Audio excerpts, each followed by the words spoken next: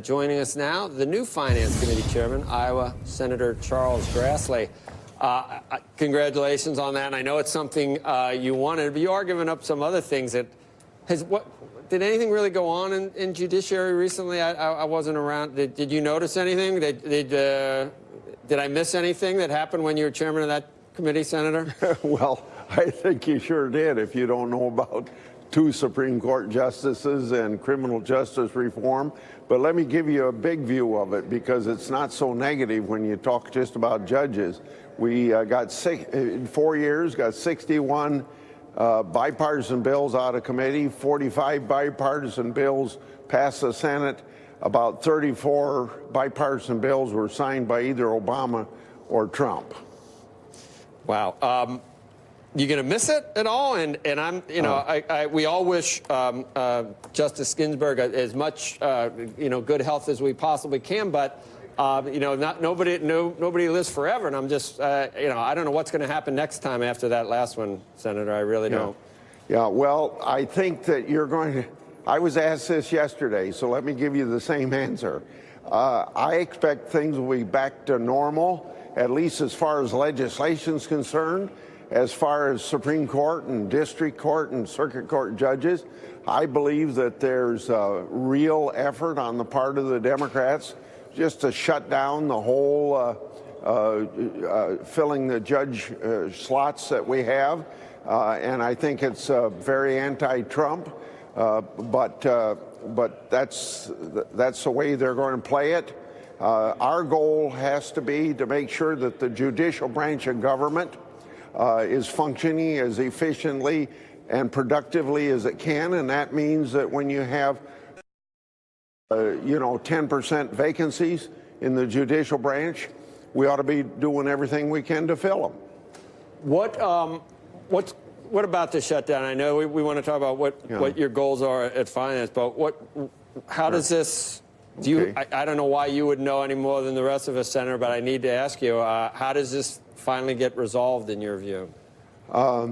Right now, I don't see any path to review, because the president over the weekend or maybe Monday puts a detailed plan of how he would spend the money on the table.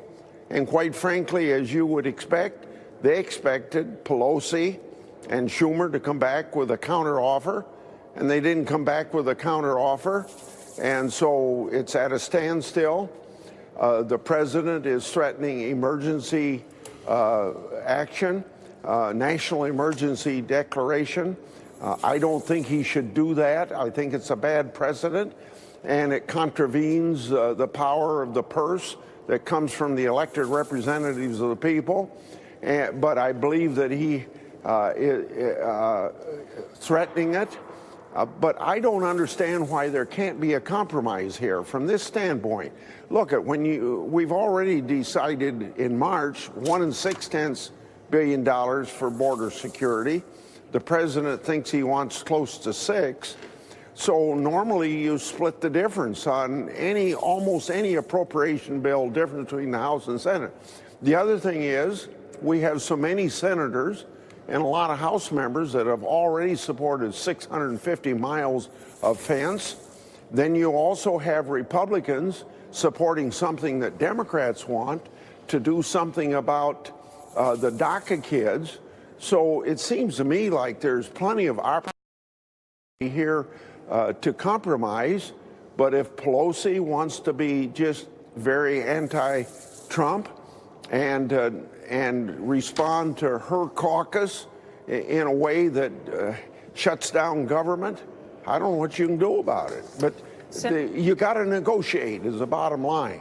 Senator Grassley, I hear what you say about negotiation and trying to find some sort of a compromise, but if the president does go ahead and declare a national emergency, as you've said you're opposed to, you're the second Republican senator in 2 days who said on this program that they are not in favor of that. Marco Rubio said the same thing to us earlier yesterday or the day before.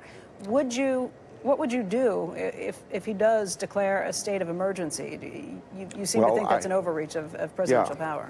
I believe that you're going to find it in the courts almost immediately, and the courts are going to make a decision. And if it does go to the courts, I don't know the procedure how quickly it can get to the Supreme Court, but if the Supreme Court has the capability of foreclosing lower courts operating on it and getting it to the Supreme Court, I think the sooner you get the decision, the better. You've got a lot. You know what? I don't know whether you're going out of the frying pan into the fire, or maybe it'll be a little less taxing. I watched you very closely, Senator.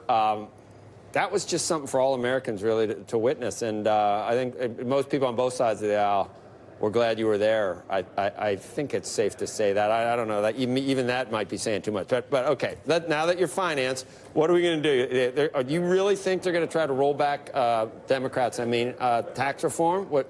Are you in a position to prevent that from happening?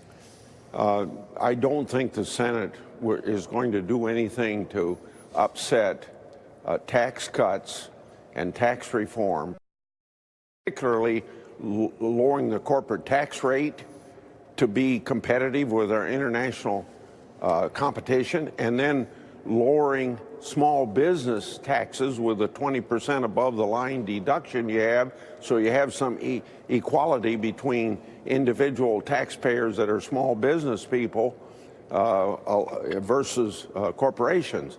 That latter thing, where about 60 or 70% of the people are employed by small business, a recognition of equality with C corporations is surely a legitimate thing that no Democrat would even want to overturn. But we've had such progress, maybe more by less regulatory action than the tax bill, but those two things put together have brought us to economic growth that nobody ever thought we'd ever have before, because at the end of the Obama administration, we were in, quote unquote, a new normal, and we weren't ever going to have growth over 2% again. So consequently, if the Democrats want to upset that, I can't let that happen. Do you think USMCA is going to become a political football too, or do you expect that to go through easily? And I've been told that you would encourage the president to withdraw from NAFTA if the Democrats don't let that go through. That was a headline that left out an awful lot of what I said as a condition that surely I backed up, or I preceded that statement with this.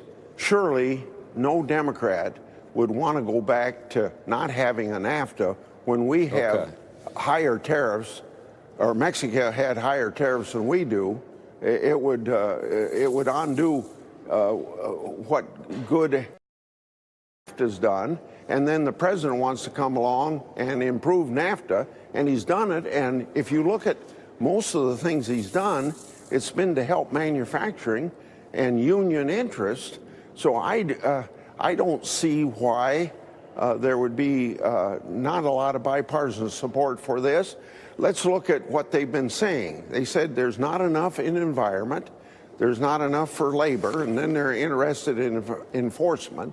So let's go back to, they surely aren't saying let's go back to the table to renegotiate, because that's a no-brainer. There are certain things we can do within the Congress, like encouraging side letters or certain understandings, quote-unquote understandings, that we can add to it. We can actually amend it under the Trade Promotion Authority legislation, but there's ways we ought to be able to accommodate the concerns Democrats have and get the bipartisanship it takes to get done, and that's going to be my job as chairman of the Finance Committee, because we have jurisdiction over this, to put that team together.